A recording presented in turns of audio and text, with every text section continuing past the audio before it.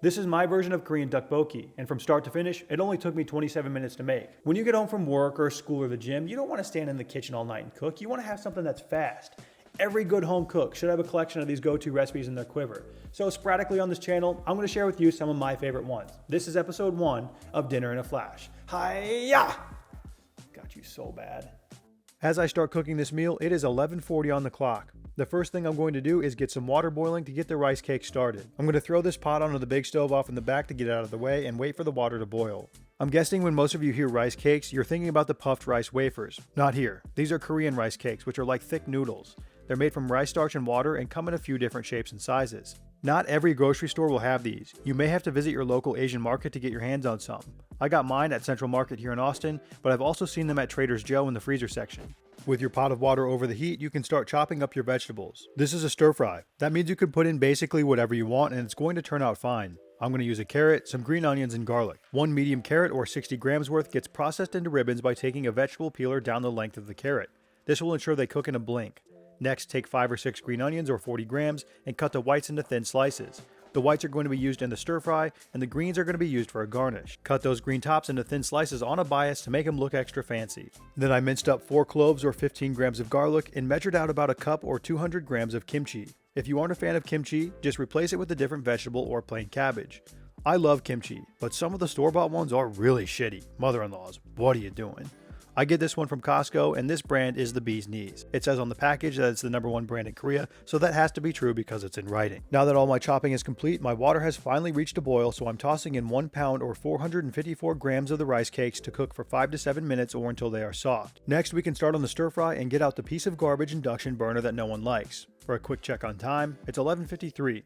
I've been heating up my wok over medium-high heat on the nice stove since the induction burner is completely incapable of the job. I'm adding in about a half of a tablespoon or 8 grams of oil and then giving the wok a little swirly swirl to evenly distribute the oil. Next, add in 1 pound or 454 grams of 90-10 ground beef. Don't be like me and dump it in on a wet plate so when the water meets the oil it splatters all over you and now you have an oil stain on your shirt that you can't get out because you don't know how to do laundry above just putting it in the washer. So you put Dawn dish soap on it because it gets the oil off the duct, so it must work for shirts too, but then you find out that it doesn't.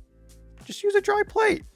Give the beef a light sprinkling of salt. You can break it up a bit, but don't flip any of the pieces over. Keep the same side against the heat so it has the chance to properly brown. Check on your rice cakes. When they are floating and soft enough to be pierced with a fork, you can pull them from the hot water. It's a good idea to rinse them and store them in some cold water until you're ready for them later. This will keep them from getting too starchy and sticking together.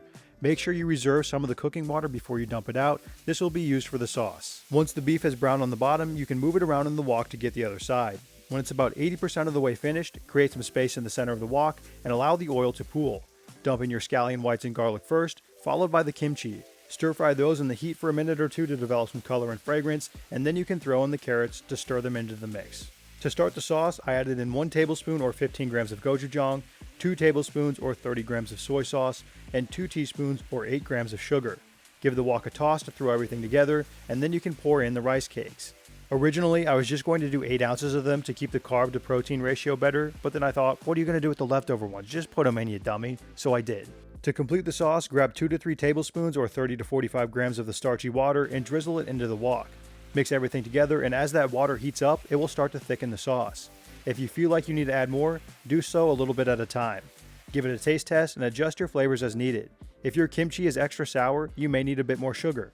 I completed mine with a bit of salt, and I was finished at 12:07, 27 minutes. You may even be able to do it faster than me because you can start the beef while you cut up the vegetables to save some time. To make it look nice for the camera, I'm going to sprinkle some sesame seeds on top. If I didn't care how it looked, I wouldn't even keep sesame seeds in my house. They do nothing for me. Finish it off with the green onion tops, and that is my version of Korean tteokbokki. A little spicy, a bit of sweet, and the wonderful chewiness of the rice cake that is a texture you can't find anywhere else. If you split this recipe into 4 servings, each serving will have about 531 calories and 31 grams of protein. I'll usually take a serving or 2 for my dinner depending on how hard my gym session was that day, and then I'll keep the rest for later.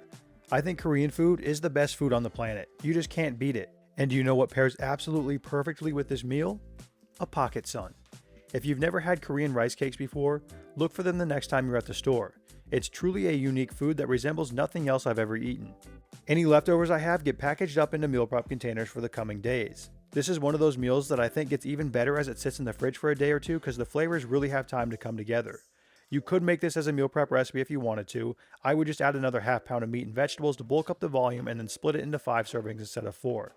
So the next time you're looking for a quick dinner to throw on the table, give this one a go.